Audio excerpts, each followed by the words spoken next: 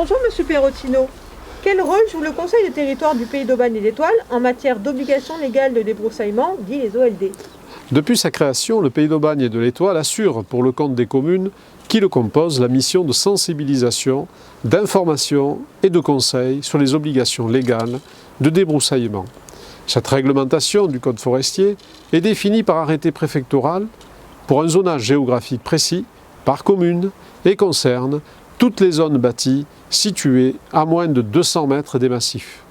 Les 12 communes de notre territoire ont toutes des zones soumises aux OLD. Chaque année, notre service forêt propose une ou plusieurs zones à prioriser pour chaque commune, préalablement validées par le SDIS et présentées pour avis et ajustement aux élus référents forêt.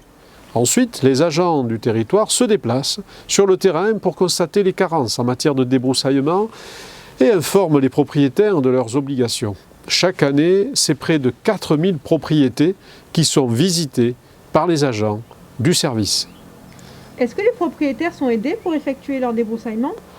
Les techniciens du service forêt peuvent, sur demande, se rendre chez un particulier pour lui apporter des conseils en matière de débroussaillement.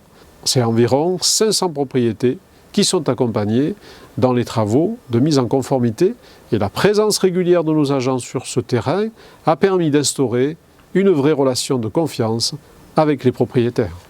Donc ce qui est demandé au travers des OLD, c'est de débroussailler au niveau du sol, en hauteur jusqu'à 2 mètres, et en fait d'éviter qu'on ait une continuité végétale pour que le feu ne puisse pas passer d'un endroit à l'autre. On supprime du combustible pour permettre, en cas de sinistre, que le feu passe autour de l'habitation et de la zone à protéger. C'est véritablement cet enjeu que l'on va retrouver avec les OLD pour permettre ainsi aux services de lutte de se concentrer sur l'attaque du feu, de pouvoir concentrer l'essentiel des moyens et des forces sur la lutte contre l'incendie et de ne pas s'éparpiller sur de la défense de points sensibles. C'est pour ça qu'il est vraiment important que tout un chacun soit acteur de sa propre sécurité en réalisant ces travaux. Mais qui doit effectuer les débroussaillements? Tous les propriétaires d'une habitation dans une zone soumise à cette réglementation ont l'obligation de débroussailler sur ce fameux espace de 50 mètres minimum autour du bâti qui crée la servitude, même quand cet espace déborde chez le voisin suivant les zonages du PLU. Quel risque prend un propriétaire qui ne ferait pas ces travaux du coup?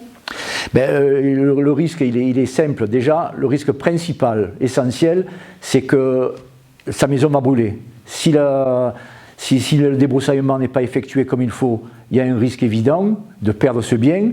Et donc les contrevenants de toute manière s'exposent à des sanctions financières également. Ces sanctions, qui sont d'ailleurs prévues au Code forestier, peuvent être très importantes. Ce qu'il faut retenir, c'est que les derniers incendies ont été une nouvelle fois révélateurs de la nécessité des OLD, conformes pour se préserver d'une catastrophe. Force est de constater que le seul véritable rempart à la destruction de biens situés dans nos régions, à proximité des massifs, est le frein brutal de la force de l'incendie par une zone parfaitement débroussaillée.